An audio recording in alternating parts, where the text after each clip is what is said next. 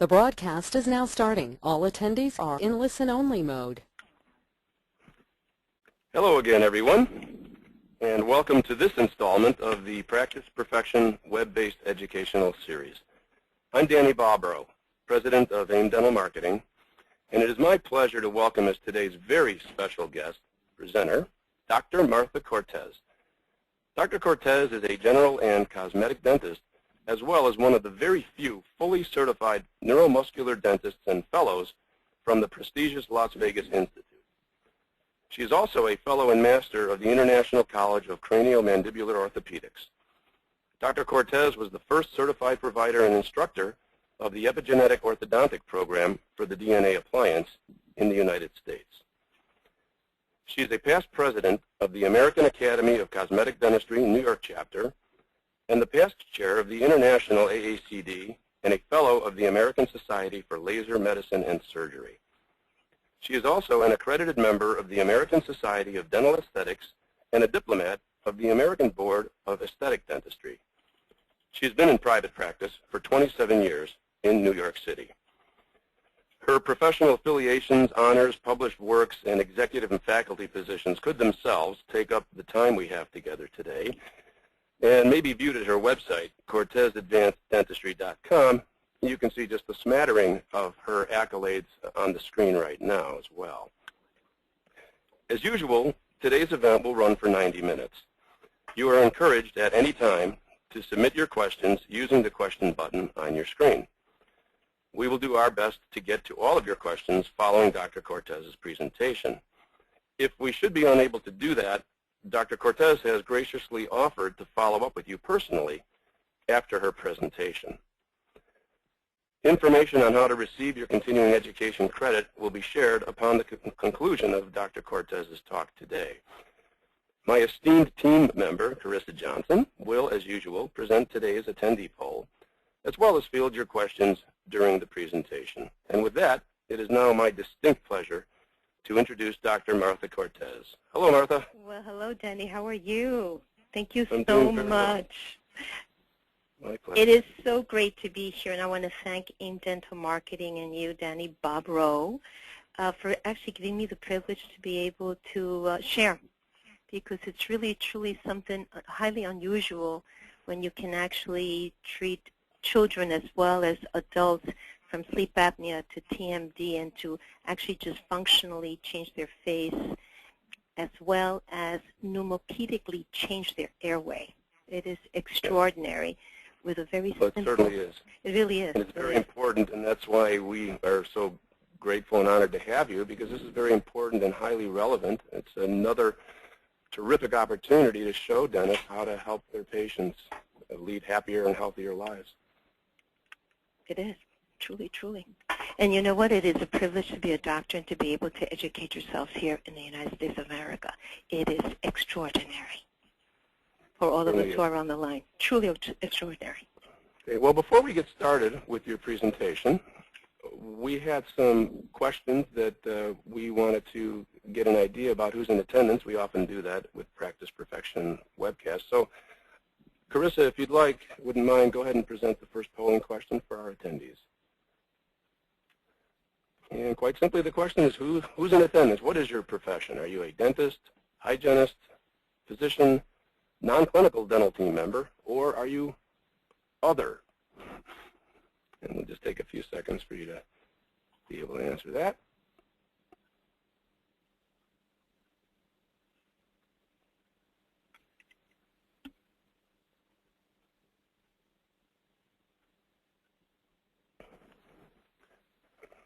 Okay, here are our results. And we're showing almost a third are dentists, 30%. 20% physicians, 20% hygienists. Always love to see the hygienists in attendance. They're the front line. And we've got 10% physicians and 10% non-dental team members. And almost a third are non-dental or MD professionals. So that's quite a diverse group today. Very exciting. Excellent. I like that. Yep. That's good. I knew you'd attract a wide following. Let's go ahead and move right on to the next poll, Carissa. We're going to do these three in rapid succession and then move into Dr. Cortes' presentation. Do you think it is possible to expand the maxilla after the age of 12? Yes or no?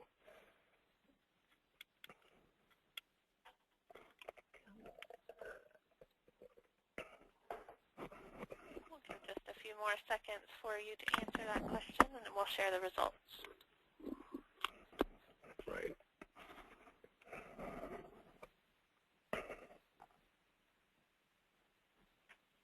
We should play the Jeopardy music. Okay, looks like 100% got it right, Dr. Cortes. Yes, we do. I guess if we didn't, it would be too bad for adults, right? Well, it depends where our thoughts are coming from, what our base philosophy is. Correct. Okay, so and next question. Do you think that beauty has an economic value in our society? That society being Western society. Yes or no? Do you think beauty has an economic value in our society? And again, everybody's right on. I guess the only question there, perhaps, Martha, is how we measure it. But there have been studies that I'm aware of that actually do show that people with an attractive, symmetric smile are paid more. And faces. It's not just a smile. It's also the face. It's also the way they stand. They're paid more, and they often get the job faster than others. Right. Perhaps unfair, but true nonetheless. It is. That's simply what it is. All right. Well, thank you to the audience for participating in those polling questions.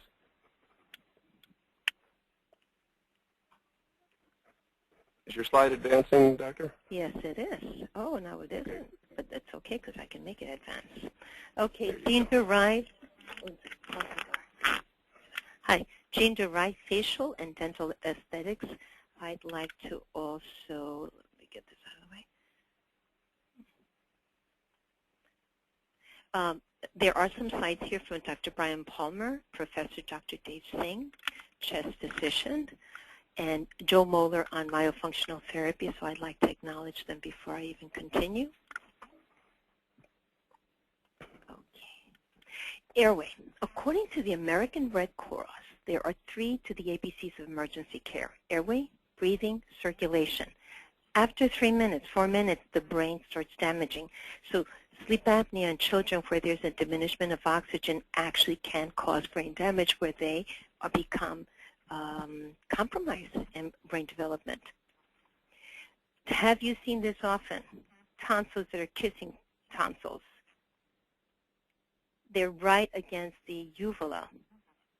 Extended uvulas. Do you see here where the normal uvula was this distance, and due to different things, possibilities, negative pressure from the chest, all this developed further and it's elongated.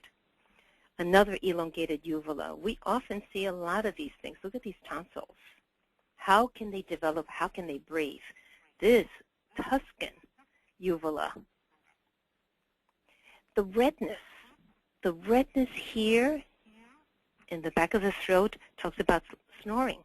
This is medium. This is mild to moderate snoring, where you could actually have real bright redness, the uvula extended, and real red back here would be a moderate to a severe snorer. Usually you can't even get the tongue out of the way because it's usually apneic. And the tongue pushes to the back to protect the airway. The tongues that push forward, the tongues that actually push forward because of sleep disorders, creating an airway for them to breathe. Usually the adenoid tonsils are congesting them. The large tongues, those wonderful tori that really impinge the space of the tongue, because these tori really should be removed because they're pushing the tongue back.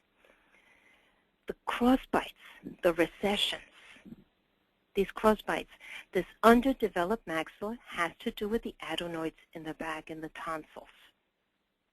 Constricted maxillas. The pressure here, there's pseudo-tori forming due to the constriction and the clenching of the jaws. It should have developed into a U, but due to many things, it becomes a U. The palate should have formed wider with breastfeeding, correct food, and correct environmental stimulation. But instead, it's underdeveloped, and even the nasal space didn't develop correctly. It's compromised and often cross-bites. Why? Artificial bottles, nipples, habits like lip sucking, blackhead sucking, enlarged tonsils, adenoids, tongues that are really large, facial skeletal growth abnormalities, or even cranial bases that genetically are shorter than the longer ones, which then also now gives a negotiated space for the adenoids, tonsils, and development of the maxilla. And even in some cases, sugar may cause deficiencies. In the denture world, we have people that have very compromised vertical dimension. As you put dentures that are a little longer, they have better aesthetics, a little longer dentures with better vertical dimension, better facial, and better face. Here we have them all together. If you see where the vertical dimension has been compromised, the head is forwarded. When there's correct vertical dimensions, the head position on the spine is in better position, as well as the eyes, the XYZ axis of the eyes and the ears. So that vertical dimension goes to head-forward posture, which we should be able to be straight only 6 centimeters in the neck area from the wall. Our scapula and our body should follow straight down with a correct symmetry. Most of us are not like that. Yes, it could be to adenoid issue, but it could also be due to postural asymmetry, postural spasms, How about working at a computer, Dr. Cortes? What? I have to imagine that sitting at a computer can also play havoc with your posture. Well, not only that, it's not just the posture, but you're also sitting. So you have to be able to stand up and sit very often because there's also vascular periphery compression. So you can compress your vertebra as well as your vascular bed. There's so much more than we all don't realize. I just completed a course in to be a personal trainer, and they talk a lot about that. The most back problems are because people sit too much. So it's really something to remember. Get up and walk around. I have stand-up desks. We have stand-up desks here. We actually do computer work standing up because if you actually stand up and work all day, let's say hours standing up, you are actually in the same thing like someone who ran an 8-mile race. All the difference will be is they used up 30,000 calories more, but you would have actually exercised the same amount as they have, because the proprioception to stand up all day is like working out. So I do a lot of stand-up dentistry and stand-up, and so a lot of us here are doing stand-up computer work. Now, decrease in vertical dimension actually decreases airway, which actually increases apnea. Here we have a young woman who had airway issues. With a one-arch appliance, we were able to get the head-forward posture up and the head on the spine. We've changed her whole migraine history, airway issue, and developing her face. This was done in 7 months. Incredible. It's incredible, especially for this young woman who was experiencing migraines. It was done through Epigenetics orthodontics, a orthotic that causes a signal, which causes osseous remodeling of the upper jaw and down and forward of the lower jaw with tracking of the teeth. Now let's talk about side bending. The same young woman before had a side bend. Side bend usually, according to James Gary and many, cause changes in occlusion.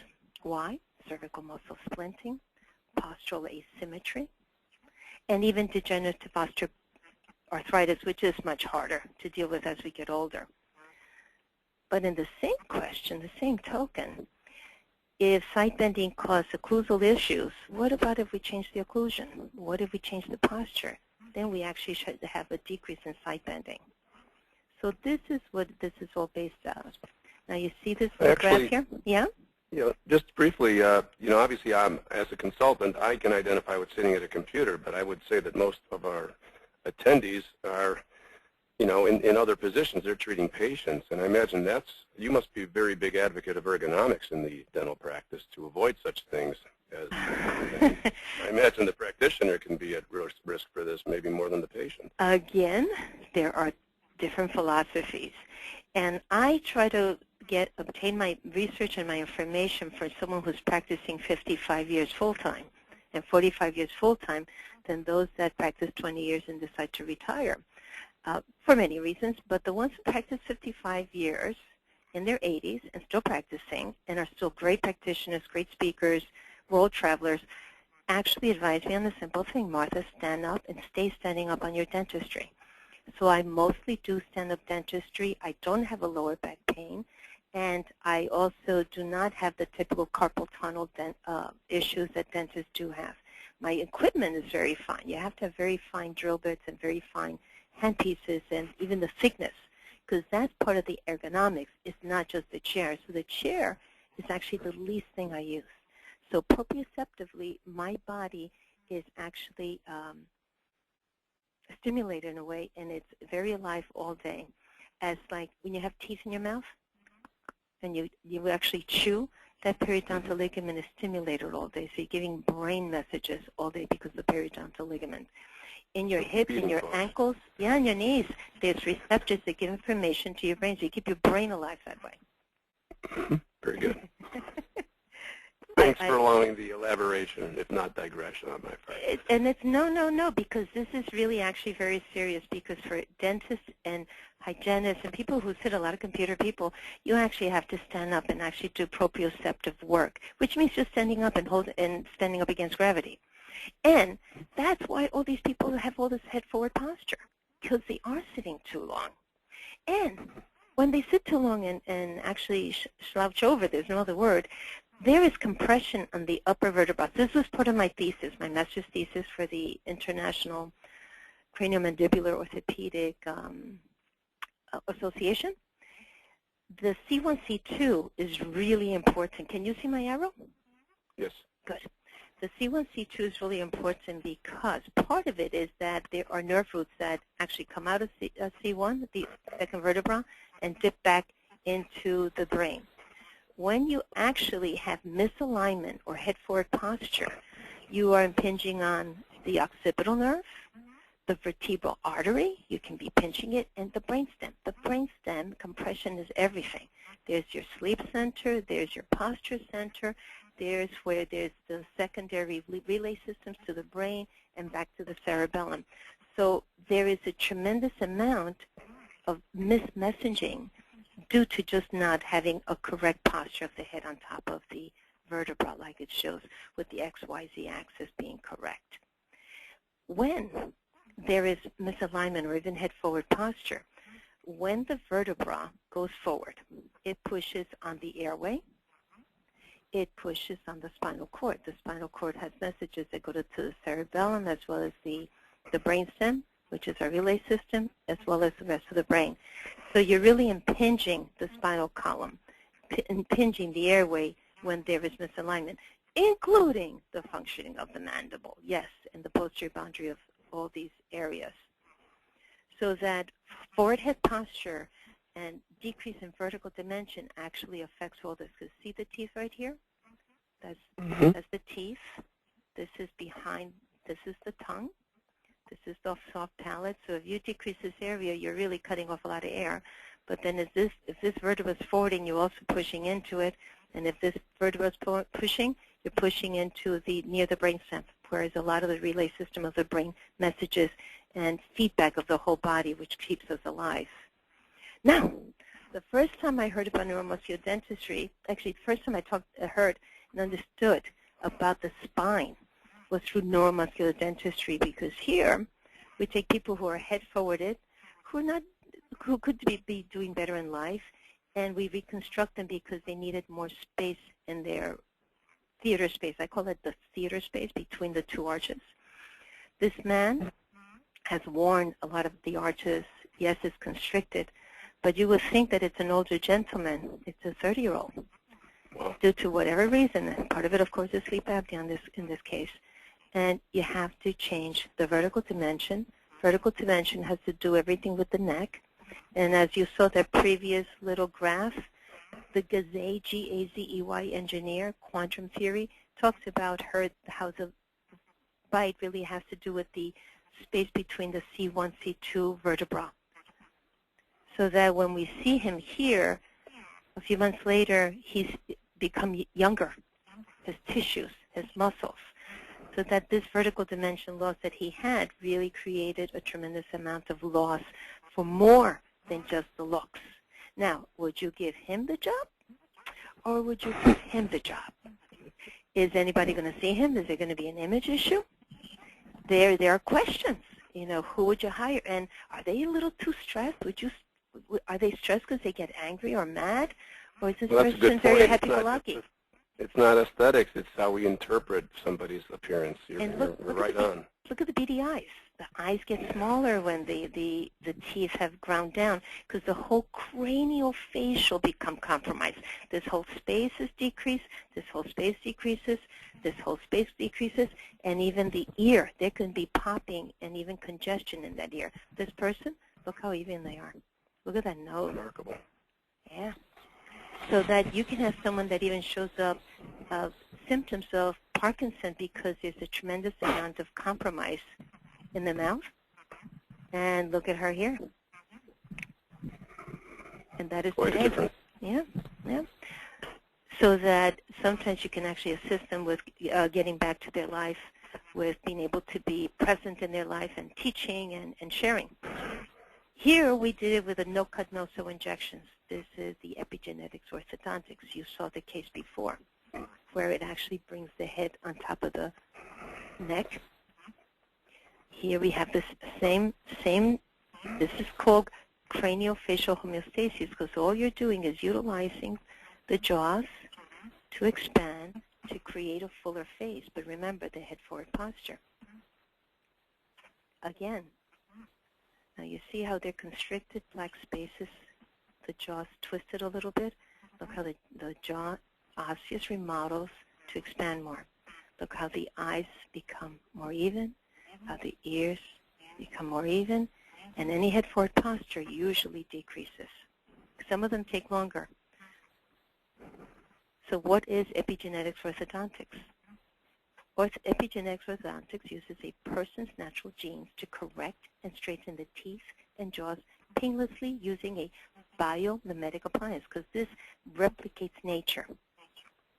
It is aimed at the overall health of the craniofacial region by providing appropriate treatment protocols that addresses the underlying etiology of signs and symptoms of malocclusion.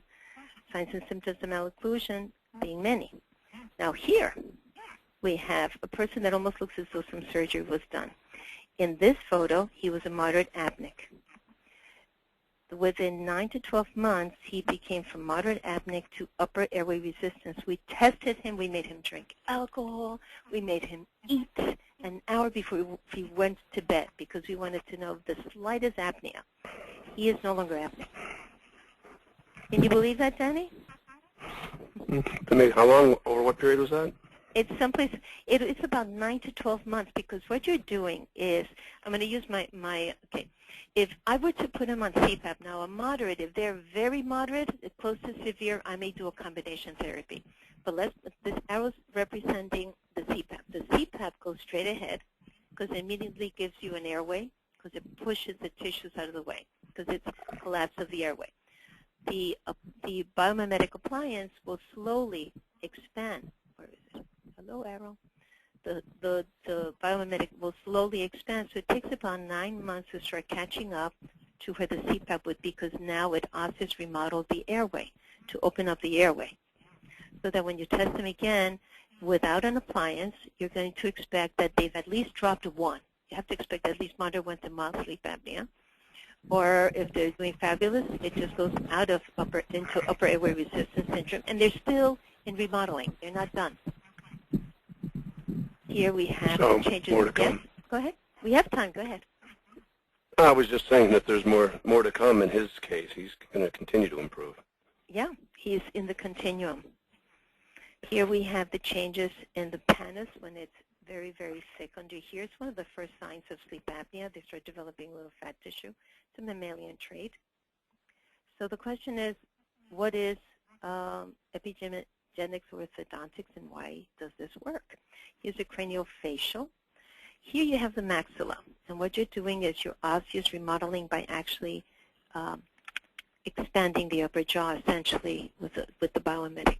But let's look at what the maxilla is. The roof of it is actually the floor of the orbit. So that the floor of the orbit, that's why you see changes in the eye. Like usually before you see the white sclera of the eyes. But as soon as you do the osseous remodeling, the sclera with the white under the iris actually decreases.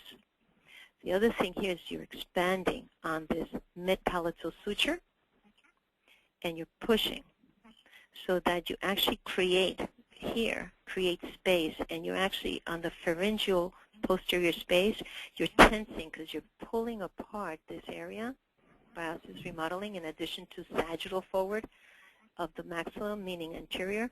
All these muscles that usually in sleep apnea have desensitized, turn on because you're being given a signal. So that all this, Martha? Yeah, go ahead. Let me ask you, are there any factors that determine the ability for one's sutures to expand? Is there anything related to that you've done? I don't know if you've done any studies on that. Matter of fact, you've asked the question, but in about 2 slides, I'm going to answer it.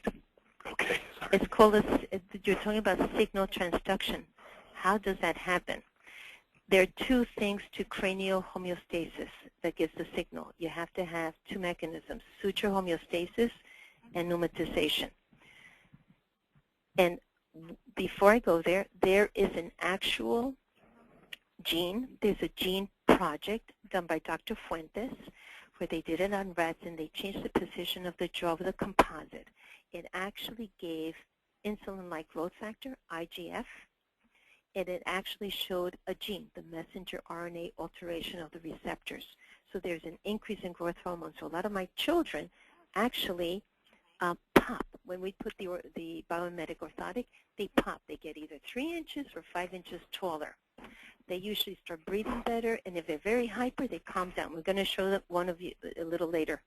So the cranial suture is a fibrous joint, and it occurs only in the skull. It has Sharpie's fibers, which give it compliance and elasticity. This is similar to the Moss theory back in the 50s.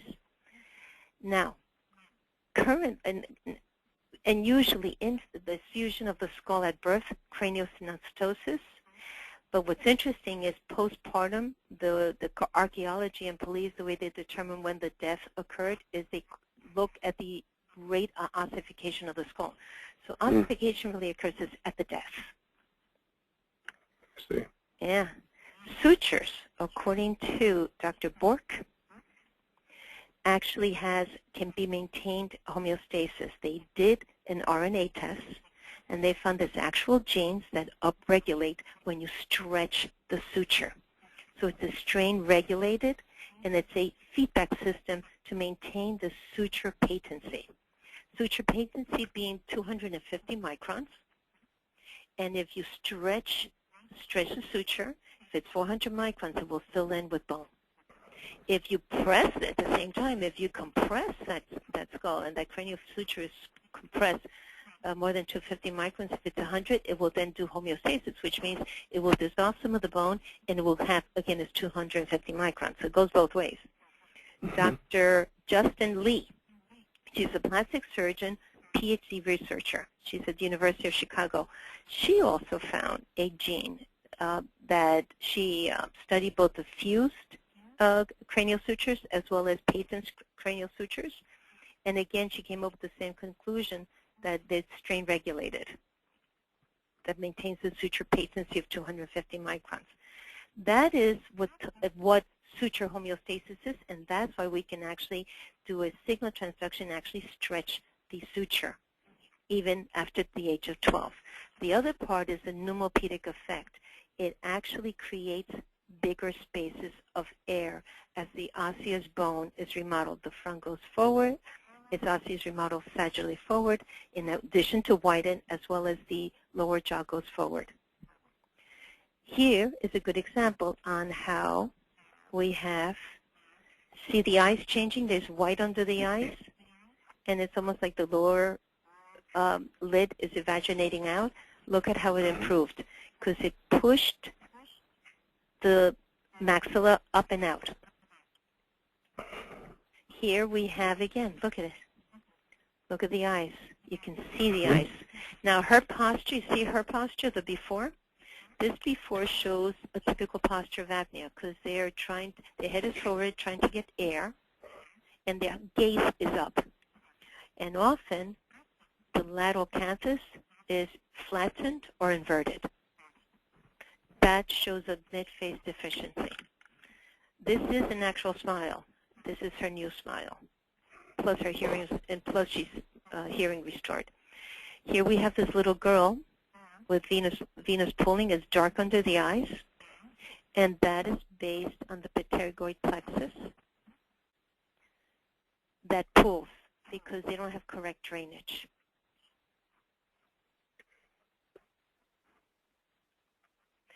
Here we have a little girl who had the venous pulling, who had forward posture, who, look, she was a mouth breather.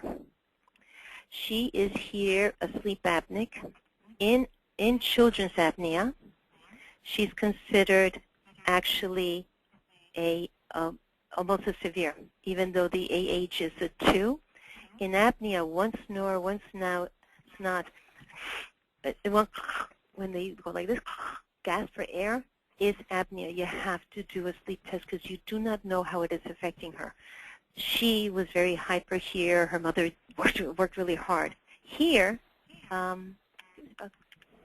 6 to 9 months. So the symptoms can manifest differently in different people. Apparently, just that the woman in the one of the previous slides had an upward gaze before treatment, and this child has a downward gaze. Is that right? Is left before and right after? Yes. It looks like it. You know, children are interesting because part of the head-forward posture I have with the kids is that they have their angel. I call them the angel because their shoulder are sticking out like little angels, and they actually are very compressed in their stomach and chest. So they really are under-breathing. And often they're mouth breathers. Now here, she's already improved. First of all, this little girl now sits and does her homework very quietly. We watch her. She gets myofunctional therapy because being a mouth breather, we're working on that to become an obligated nose breather. In our society, 30% of our population cannot breathe through their nose. So they are 30% of our society cannot breathe through there. The other 30% is allergy season, seasonal non-nose breathers. So there are several people in our society with 60% that are nose compromised and therefore have to breathe through their nose or through their mouths. With breathing through the mouth, now first of all, in the nose, there's a thing called nitric oxide. The airflow produces the gas nitric oxide.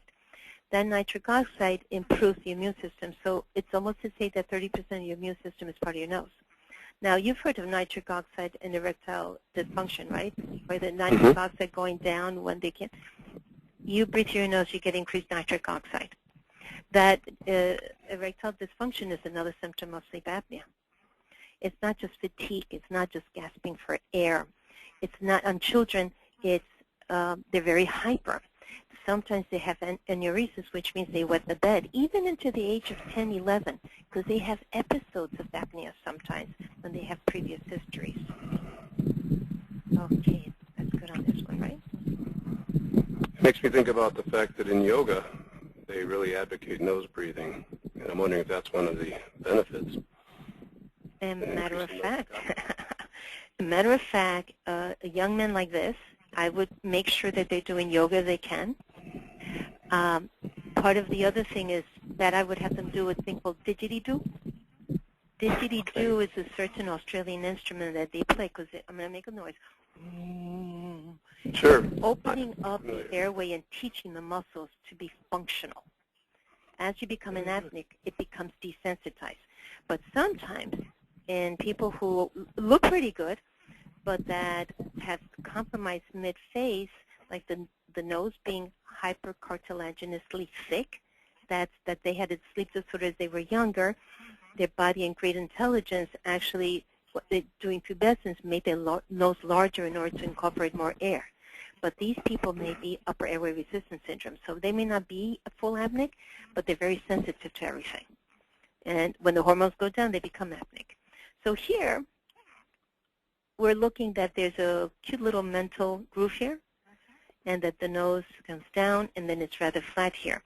From this, we can tell that they may have an issue with even the teeth, because there's compromise here in the face, and indeed, they have lower crowding.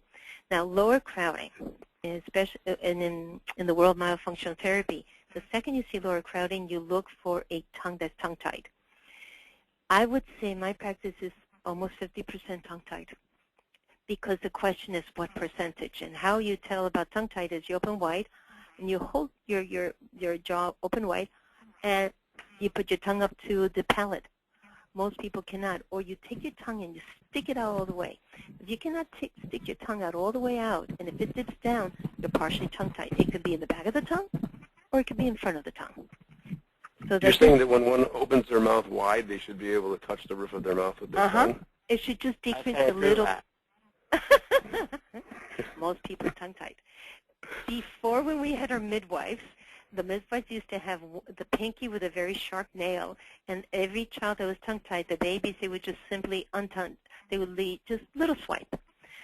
Since we don't have midwives delivering children, and the greatness of the ancients who knew things that did not get passed down sometimes, we don't do that. Now we wait to see what happens. And the Lactation Society, La Leche, they are big proponents of tongue-tied, looking for it, because if the baby can't latch onto the breast, that's the reason.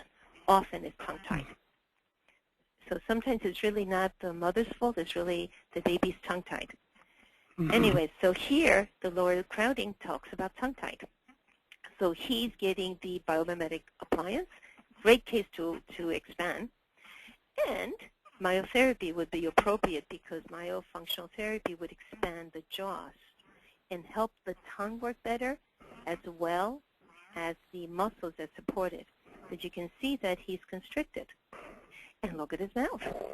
This is a tongue position called Malampate 4. Why? Because the tongue is protecting the airway. This would be an apneic. This is someone's already protecting the airway, but also they're probably have a high gag reflex. And look at that. They're very constricted. And if you now look across, if you do a line right across, the ear is higher and it's behind, and the right one is more forward. There's a C1 torsion. There's a drop in the C1, but also here, the left ear is more posterior, which means there's a temporal bone issue. So he may have TMD. And if you look at the eyes, again, the XYZ, that eye is lower, so he has a right side deficiency. You look at the thick nose. The nares are okay because he works really hard at breathing. But you can see a lot by facial metrics. Airway, first of all, before the airway, the upper vertebra is too close to the occipital bone. If he was a woman, this small space would give him head and neck pain and probably large migraine headaches. But the testosterone prevents those kind of pains. Why? Because the estrogen gives 15% more inflammation to women. Now, his airway is a little compromised. Not a lot, because his lower jaw is back, his upper jaw is underdeveloped. And how you can tell is this incisor, if it's very protruded, it's often the underdevelopment of here, the upper jaw, because of the airway. Okay. Any questions right now? No, not right now. Yep. Okay, okay, go ahead. Okay, so osseous remodeling. So with osseous remodeling, we have a case. Let me get this out of the way. Okay, there it is. In this case, a before and after, 18 months. Now, this case was done because this person had intense migraines. According to the person, everything caused migraines. And she was originally requested to actually just reconstruct her mouth, because the 3 millimeters, bringing her jaw down and forward, and 3 millimeters of porcelain to 5 would stop the migraines. Their teeth were in pretty good condition. They chose not to, so that they chose the remodeling with the biomimetic appliance. And what's interesting is, this is a Sassoon analysis. And what it does is uses landmarks. There's a bone here called the frontal nasal bone. That is one of those points that you see everything. And from the analysis, there are lines that are formed. They form arcs. This arc is called the arc of normality. This arc should contain the lower jaw up against it, the upper jaw, and of course the nasal. And if you see, this jaw actually, the lower jaw is deficient from this nasal space. Now, once you actually do the remodeling, the lower jaw actually went closer to the arc of normality.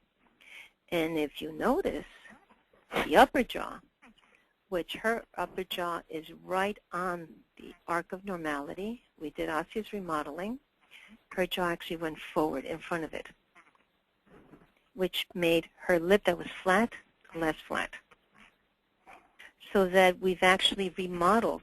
Actually, it almost, what I tell patients who are not doctors is that your upper jaw will remodel. It's almost as if it's being, it will slide forward anteriorly. The question is, how much do we want to slide forward?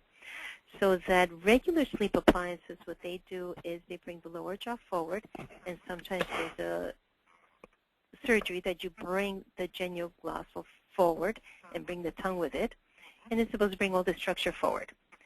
Here, in addition, we can move the jaw forward. We literally can just slide it forward sagittally. Depending on the design, it could be 3 millimeters, 5 millimeters. I'm looking forward to seeing the 7 millimeter osseous sagittal forward in addition to the whitening. But what's also interesting is you can have deviated septums become undeviated, or at least less deviated. Because when you osseous remodel, the upper jaw and the lower jaw comes down and forward, and the teeth track. So you have the lower jaw tracking, actually getting wider with the upper. The nasal space, especially the posterior nasal space, actually comes down. It actually literally opens up. In some of our latest studies, the airspace, this osseous remodeling actually opened up 2 dice worth when it comes to remodeling in 3-dimensional space. So even though it seems as though it's 4 or 5 millimeters, the space behind it remodeled large. 2 dices are large, don't you think that, Danny? What's the term that you're using? Okay, here when you remodel, see how the septum got straight? Yes. That meant that that floor here of the nasal space actually dropped down. Right. When it drops down, it increases the space in here.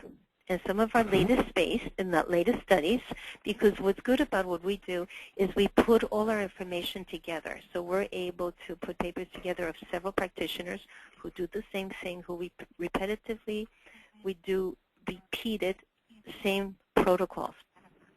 And we put the cases, and we find that some of the latest is that we have 2 dice worth of 3-dimensional space of enlarging of this area.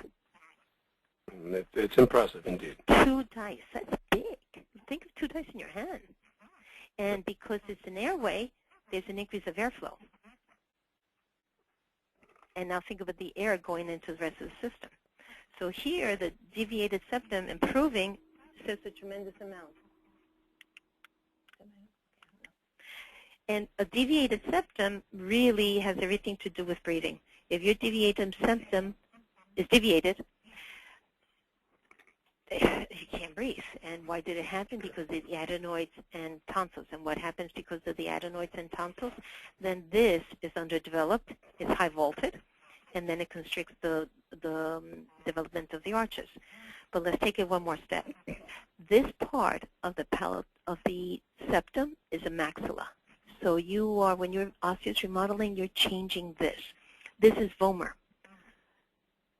The septum is actually made of 2 bones. So it's good that we're osseous remodeling the jaw. Here you have this gentleman.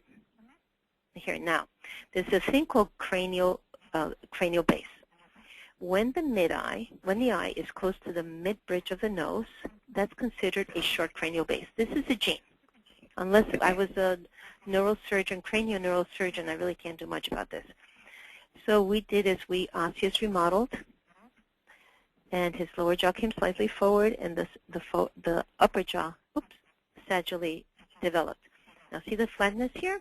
It developed. Do you see it? Yep, absolutely. It keeps changing on me. It's dramatic. See, yeah, look at the eyes.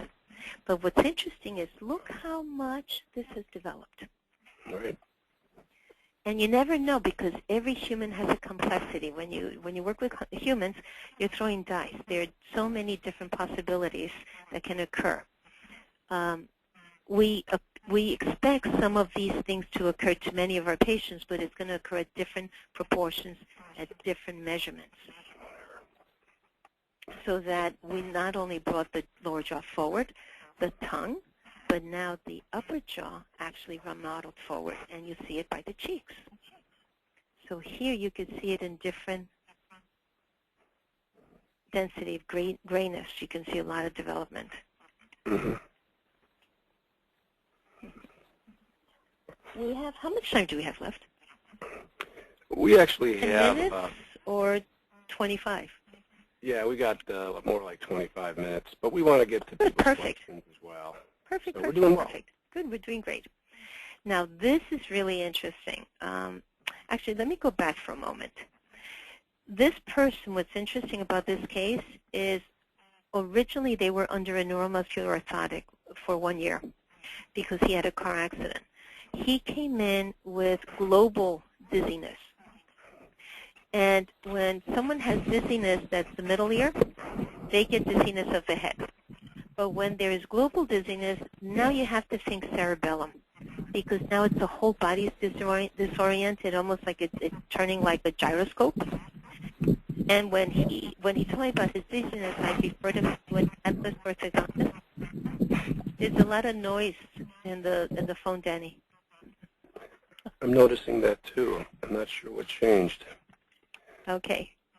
So anyway, so I send him to an Atlas orthogonist who actually treated the upper vertebra, because in the Atlas orthogonal world, you only use 3 newtons, and you actually do a vibration to either to the mastoid process or to the spinous process of C1. And it literally just untorques and untorsions. And so many of these patients that, whether they're sleep apnea, TMD, fibromyalgia, chronic fatigue, they all have torsion in the neck and torsion even in their body. So that we start with the upper vertebra being untorqued, the C1 mostly, in order to create a better spinal space. And what was interesting is slowly we were able to get this dizziness. And when he showed anxiety, unusual anxiety, I sent him for a sleep study because he actually had decreased airway in addition. So it's been a very complex case that's worked very well for all of us. A comment on the Atlas orthogonist, Scott Rosa has research. He's gotten some grants also, where, again, he talks about C1 and MS. What's happening is the cerebrospinal fluid has rails.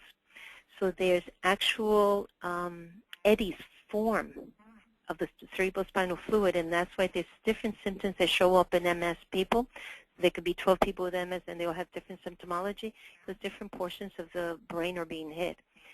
AO is actually a very good therapy for them, but so in combination with the biomimetic appliance, it's even more extraordinary because you're opening up the vertebral space, because they're always losing vestibular space, meaning airway space, meaning ear space, meaning arch space, meaning upper vertebral space, and that has a domino effect on the whole body. This patient actually was referred by the chiropractor because she had high pressure in her eye. And at one point, one eye was 20, the other one was 15. Through the work that we've been doing with the biomimetic, in addition to putting her neck, assisting her neck to come back, because you're providing signals.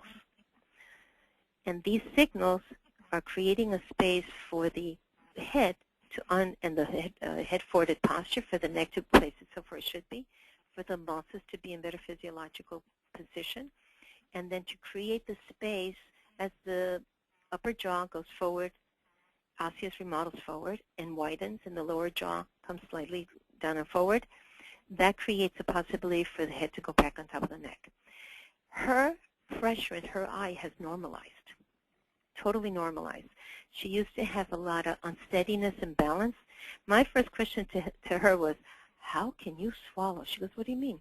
I go, you have to have dysphagia. You cannot possibly be swallowing. You have to be such a bird eater. Look at you. You look birdy. She goes, I feel the same way. I feel like I look like a bird. I said, yeah, you can't possibly even be eating. So anyway, long story short, her eyes are now normalized in her pressure. She doesn't have the episodes that she used to. They were treating her for 2 years. With the biomimetic appliance, she's actually stabilized. These are the books that we recommend that goes with epigenetic orthodontics. This is Dr. Singh's, and this is Dr. Lawson, who talks about very similar, the physiology, the biomimetic ways of doing orthodontic treatment, which is really craniofacial therapy. Would you say that these are these suitable for the lay public as well as the? Yes, this one was meant. Straight Talk is meant for the public. It's a very good book for everyone because I enjoyed it. I had a very good time reading it because it's wonderful to have like-mindedness among practitioners and like-mindedness for patients to be seeking care. Absolutely. And part of it, like-mindedness, means that the physiology, if you put everything where it should be, you know, it's really funny because we talk about the, give me one second. Hi. There's some drumming next door. Hi. Oh, busy. If you talk about what is epigenetics orthodontics, I would say we're really doing craniofacial remodeling, but you're creating signals that the body actually takes up the signal and does it. Dr. Singh talks about if you were talking to molecular biochemists, all you have to do is say signal transduction, and it is. You're creating a signal.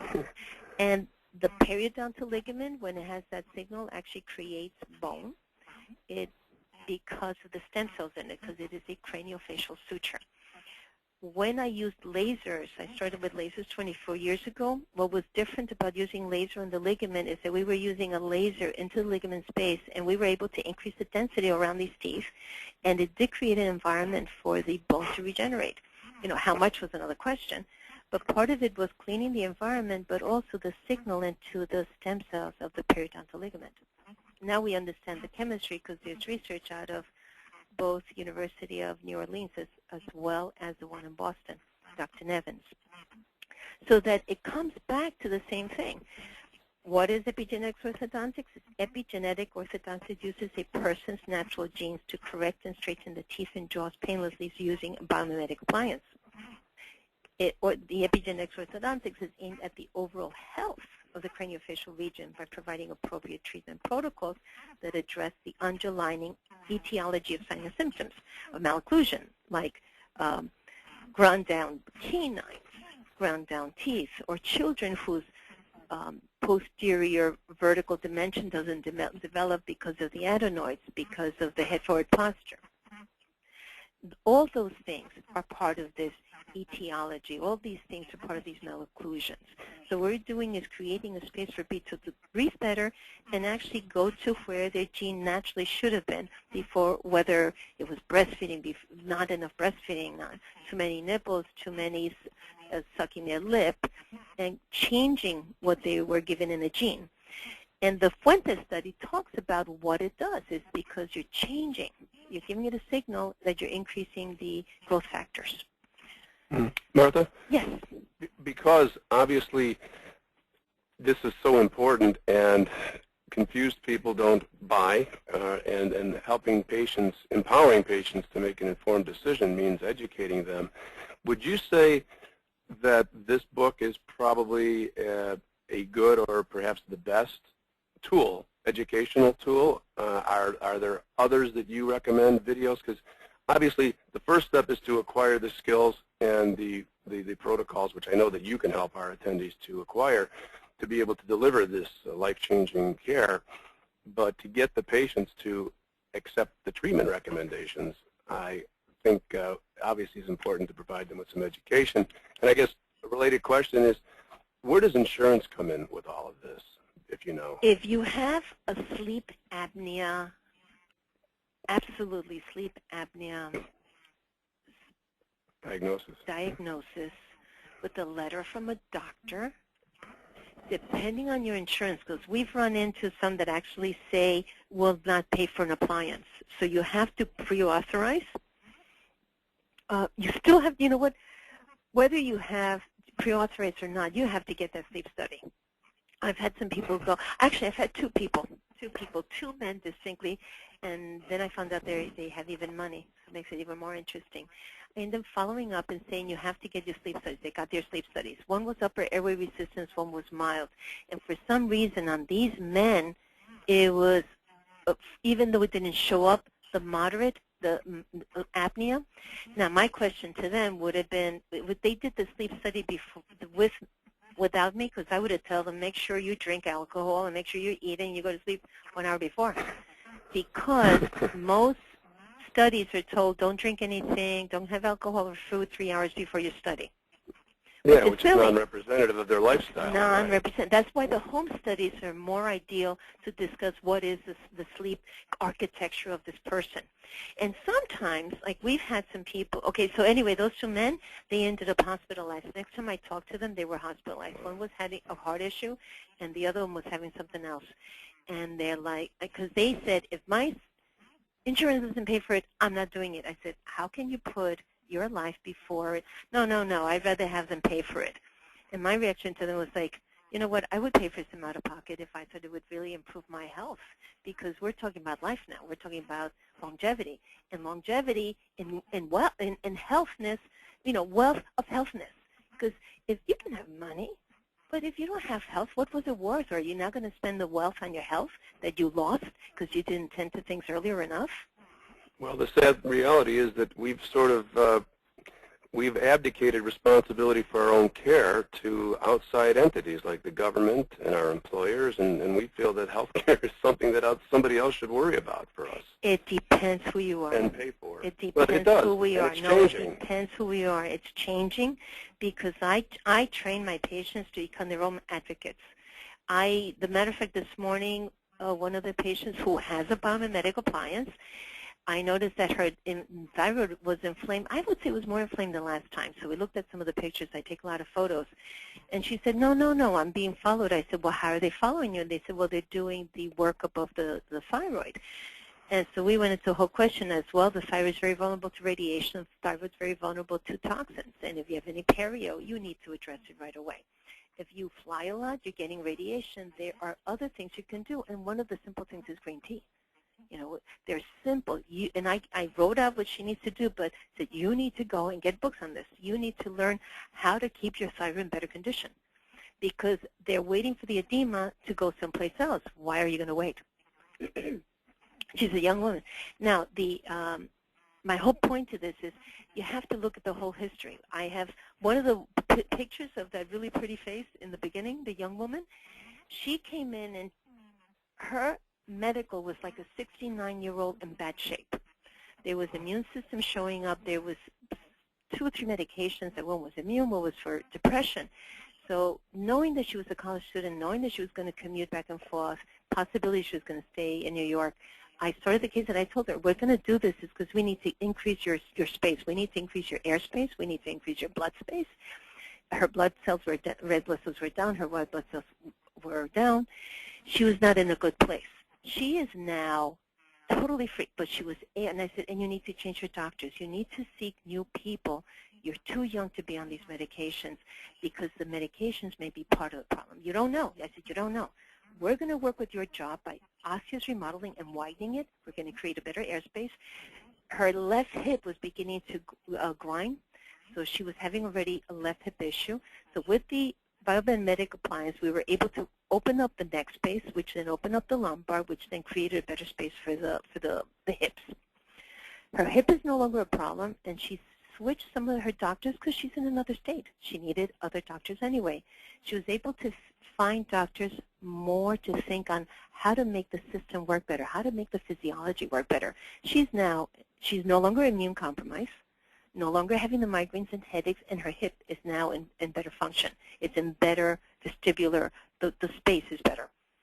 All because she did the right things. I'm not saying it's a biomedical appliance only, but she did the right thing by finding doctors who think a little differently, who allow her to develop better, to create a better physiology.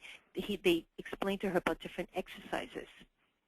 And that all well, we're definitely, yeah, the health professionals are definitely in a position to help steer the patient in the right direction. And I know you agree with this. It's just really helpful and important to provide them with the tools to communicate these benefits, because ultimately people do what they want, not what they should do or what they need. You know what? And if you provide, and the best thing is to have them do research. Start having them look up. I'm a researcher. I love research. I love studying. If I don't understand something, I'll help someone study, but I will not make them, but I will provide a great inspiration. You'll motivate them. To go look it up for themselves. There's been many young women here who come in pain at 20 years old, and there's 2 to 3 antidepressants, and they're about to be put on Neuromuscular. They're 19, 20 years old. What, are you kidding me? Because of the jaw. So we help them with the jaw, help them with the space, and then it's up to them. And I told them, I said, my objective is to assist you to just be able to be present and to do better. She goes, no, all the anxiety. I said, every 19, 20-year-old has an anxiety. You don't know if you're going to get out of college. You don't know if you're going to get married. You don't know if you're going to have a boyfriend. They're silly, and yet they're dramatic. There's a lot of uncertainty. It is, but it's normal. That is normality. That is a reasonable thing to have. But if they are having pain, it's so reasonable to be depressed about it, because the pain won't go away and it's just getting worse. And the pain is so bad that you want to go to a closet and actually shoot yourself, because how can you live for the rest of your life like that, especially when they're so young? Because the emotion is so dramatic. And there's no hope. They don't have any hope. Right. So they come here, and we give them the possibilities of hope. And that's why I teach with Dr. Singh. That is why I teach with Dr. Stephen Park, because so much of it is the breath. It's the breath of life that makes the difference. And when you have the breath, then you have better posture. And that's why yoga is good. And that's why I actually write prescriptions saying yoga, organic food, didgeridoo. I have 3 sisters that are all doing singing and didgeridoo now. They're not. You prescribe the didgeridoo? Yep, I write it down. I was trying to bring some in from Australia, but it was quite expensive. Yeah. I wonder how bagpipes work. No, they don't. No, they don't do it. It's the didgeridoo that does it. Very anyway. Didgeridoo Didgeridoo that does it. If you can say that, then that's probably that does it. Didgeridoo that does it. Didgeridoo that does it. Well, you're obviously not tongue-tied. I wouldn't even try it. That's a tough I have a very well-functioning tongue. Obviously. Okay. Okay, so I am going to conclude. We're going to open for questions, but so that upper airway changes can be obtained in a non-growing adult, and it suggests that genetically encoded development mechanisms may be modulated by oral appliances to enhance the upper airway. These findings may help dentists, orthodontists, in the management of those with obstructive sleep apnea, TMD, using pneumopedic effect. And let's go back to the questions. So yes, the maxilla, and I've gotten a few cases that I've second opinion with orthodontists, with the patients that care. They go to second opinions, and the whole thing was that the maxilla, the others were requiring, according to their philosophy, that I respect, to actually break the suture and put some grafting in order to widen the jaw. So I just asked for the possibility to widen it as much as I can, and if they needed more, then we would transfer the case back again, which is simple. So let's see what we can widen, and if we need a little more, please. It would be the patient's advantage. So, and if they still need surgery, it would be more minimal instead of as extensive. Because if you can widen 5 to 7 millimeters, they may be only needing 3 to 5, and then forward just 3 to 5 versus 7 or 12, which 12 sagittal anterior surgery, they're going to need grafting. And then there's the lower jaw, too. So that it's all about the possibilities. And the economics of value in our society, I'm sorry, but face does have a value. Sure. It does have a value. How you walk has a value. If your posture, if you're slumped over, you're not as secure. There's an insecurity issue. If you look at someone, you don't look at them straight in the eye, and your eyes are a little crooked, you have to question, why are they so crooked? Right. It's what does Dr. Singh call it? The recognition of the human, We're not a mammal, we're not an animal, but there is the perception of beauty. As in the Olympics in China, who you saw the image, the little girl that sang was not the little girl who actually sang the song. The image was a different because of the perception of who should be singing. Sure. Perception is reality. Mm-hmm. Right or wrong.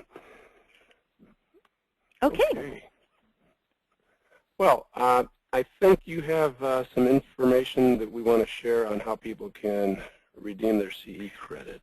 Okay, so this is the biomodeling solutions in Oregon. This is where Dr. Singh actually developed the orthotic.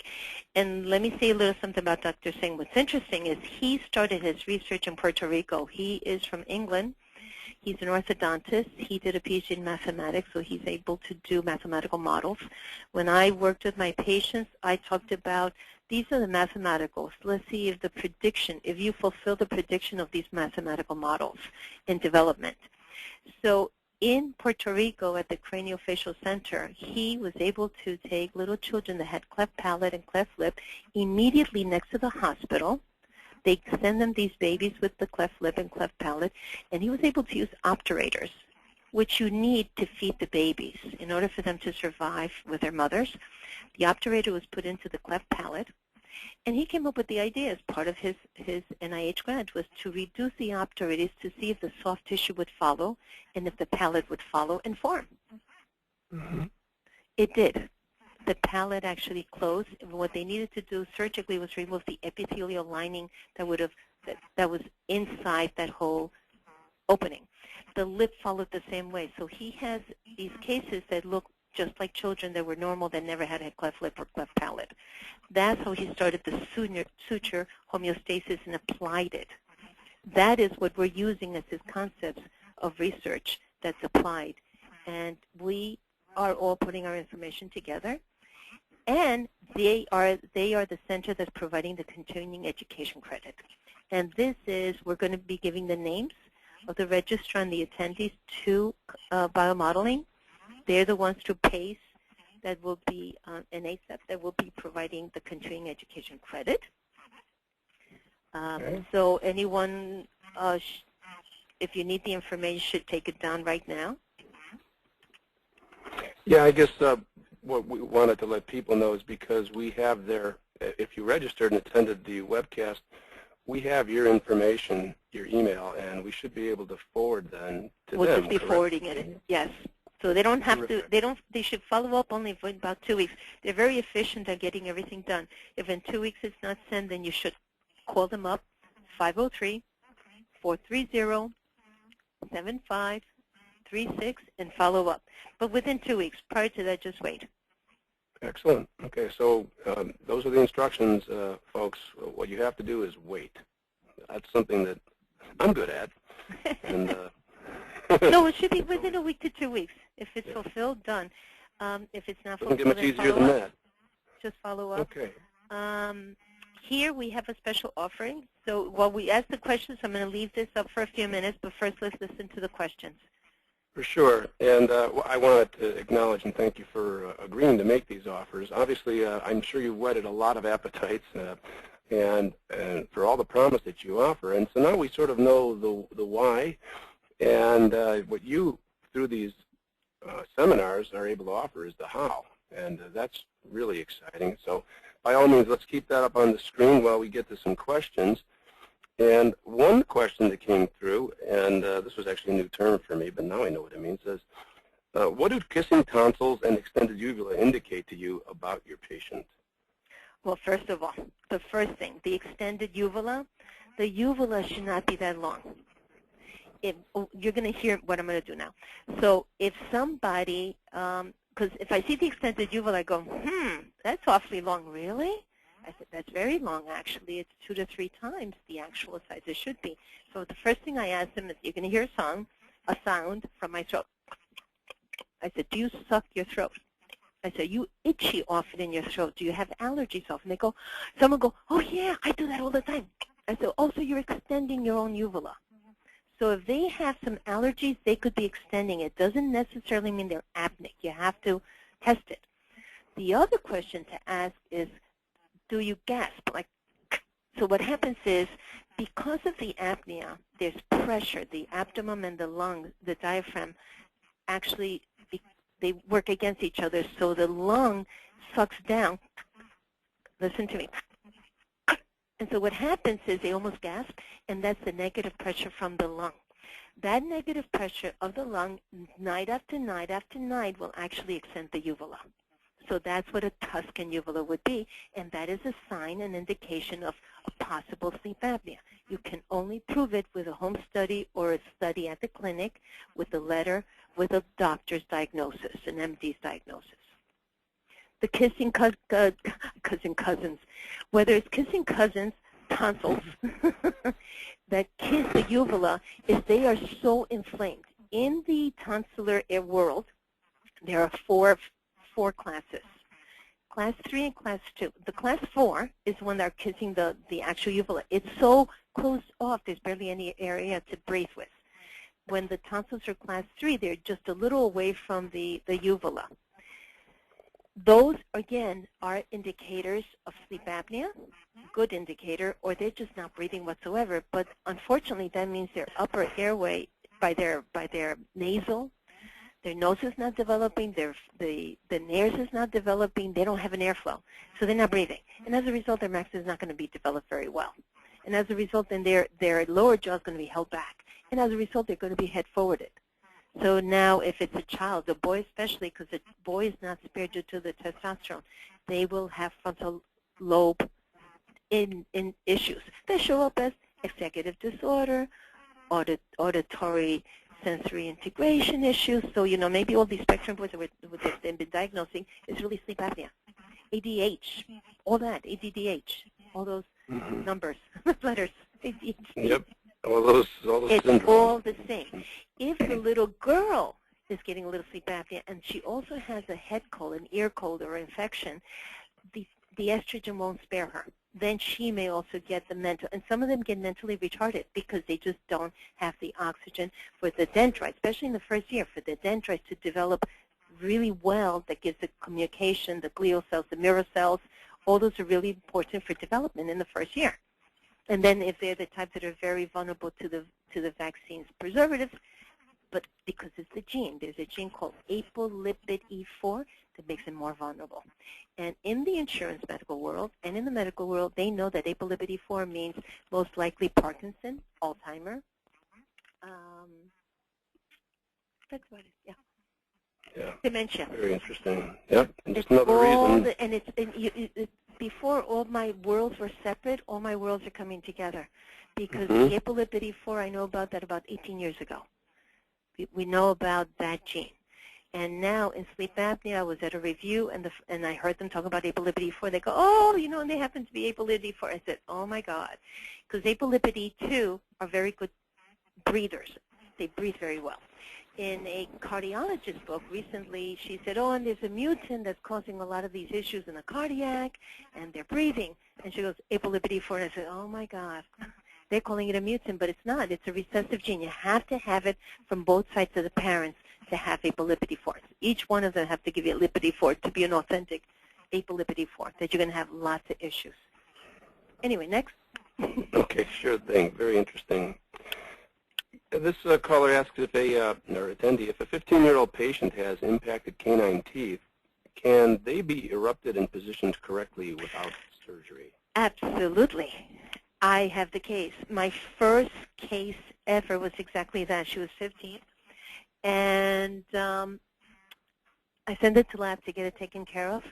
There's a story that goes with that, but we're not going to go there. What happens is all you're doing is creating the space for it, especially if they have their baby canines still in there, their deciduous canines. That's a good thing. They could even be almost horizontal. It has to have a little bit of an angle. Fully horizontal I haven't done yet, but once with a little angle. Because as you develop about 4 to 5 millimeters in width, sagittally, anteriorly, it goes 3 millimeters, and it turns out it's just enough room to have the canines. They literally funnel in. The patient that I did that on, 2 patients, but the first one I did it on was interesting because she came in really scared because the rest of her family for 3 generations have had metal orthodontics, and they are surgically the canine is surgery, the gum is opened up, the bone is removed, the bracket is put on, and it's surgically forced down in addition to the expansion. So she knew through the family that it was a genetic issue and that it was very painful. She was very, very afraid. But we did it through the biomedical appliance. And she's very happy. She's developed. She's now a model. First, she had a very small face, very small airway. When you took the lateral ceph and the pan, she barely could breathe through the right nostril. She had very diminished breathing. So yes, it is definitely feasible. It's created. You create a funnel. Now, third molars also. I have some people that are flying from California and I think Florida. And the reason they did is they were supposed to extract their wisdom teeth. Instead, we created the space. But they have to be patient because down and forward will be about 3 to 5. And if that's enough space for their molars to develop, third molars. But the upper molars, especially if they're an athlete, you cannot take out their third molars because that is bone. A wisdom tooth is bone. And you take the wisdom teeth out on their upper jaw especially, they're going to be vulnerable to concussion. If they're an athlete, they cannot. So these were athletes, and what we did is we developed their space, an upper and lower biomedical appliance, the DNA appliance, and they now have their wisdom teeth. It took more than 12 months, but now they created space for it to develop and to come out. Sounds like it was time well spent, well worth the effort. And they're athletes. So I'm so happy that somebody talked to them about it for the possibility, and they had 2 different trains of thought of what they needed to do. My question on the phone was, are they an athlete? Do they do things that they can smash, their lower jaw can be hit? Because if that's the case, you have a vulnerability to concussion. You want to prevent that. A guard is not going to be enough. Okay. And we have time for one final question, which is, what does a diminished vertical dimension indicate to you about a patient? The first question I would ask is what age? Because I had some dentists teasing me. They were saying they're vertically handicapped. And it was a funny, he goes, oh, all these patients are vertically handicapped. It really was funny. But the thing is, if you really start looking at children, if they have a deep bite, it's usually because there's adenoids and tonsils in the airway, and they're maloccluded because they're deep bite. They vertically don't develop correctly. So children with a deep bite, really early on, as soon as possible, what you could do is put composite buildups and change their bite. And you go from a compromised, handicapped bite, deep bite, to a more normal. So when their permanent teeth come in, their 6-year molars, they're going to come in the right vertical. So that's one situation. Then you have patients who have vertically, their posterior teeth really are very, very short. Okay, if you go into the bioaesthetic world of Robert Lee, he came up with a shimbashi. A shimbashi means the gum line to gum line from CJ to CJ of the front teeth of the central incisors should be at least 18 millimeters. So if you see someone who's 15, like 17 is your minimum normal. When they're 16, they're 15, you have to start asking why. Either they're very deep bite because they didn't develop in the back posteriorly. Is their head forwarded? Is their adenoids having a problem? Because they grind their teeth. So you have to ask why. Some people just develop that way, and it's a deep bite, and it really is an issue of sleep disorder breathing for all their life. And the thing is, unfortunately, they're going to maybe complain is about the disc herniation at C3 to C5. Instead of saying, oh, my teeth are short, or I'm grinding them, or I just have a deep bite, it's the herniation in the disc, because now maybe they're going to be asking them to do surgery in their neck. So that it may not show up as a symptom of the mouth, but it's our job to educate ourselves as dentists, hygienists, speech therapists, myofunctional therapists to learn that and say something about it. I have a little 18-month-old that is vertically compromised because of the adenoids.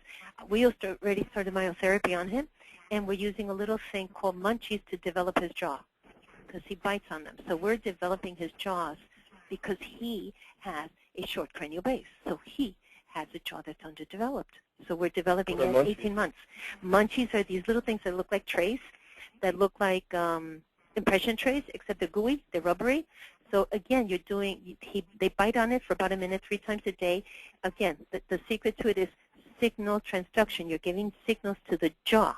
You're munching on them, so you're giving signals to the suture, the cranial suture, to expand. So it's a stimulant. So in those, because 18 months is a little hard to put a biomimetic appliance, hard to take an impression. We do though. Yeah. But it's hard. It's not easy. Amazing. Well, Okay, so that was, okay. Okay, so, and like the neuromuscular dentistry, sometimes in order to put the neck in the right position and the craniofacial face in the right position, you have to have like 10 millimeters between the arches.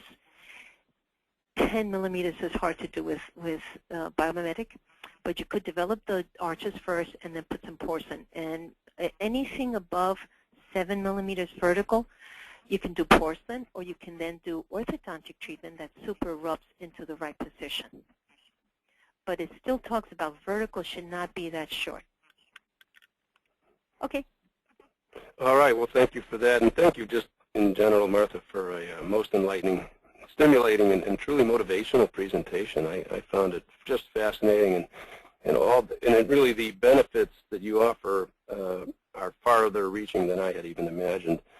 And I also appreciate, as I know our attendees do, for the generous offers for attendees to attend your acclaimed workshops. That's very exciting. There's many more. There's many more dates. It's best to go on the website, and there can be more dates put on. What I did is I diminished it into my minimal. I had to get an extra bit of a life this year. We've been teaching monthly, so this year I did every other month kind of thing. Number one. Number two, the one in August and November, Dr. Stephen Park, he's the ENT surgeon of Montefiore, will also be part of our guest speaker with Dr. Singh. And monthly I hold the certification. So that's not a problem. You can always call. Right, so what's not on the website, we can always talk about. You're always on the go. I know that about you already. I love teaching. I love working. Well, it shows. And I'm, again, really very grateful that you shared some time with us. I know how busy you are, and we appreciate it.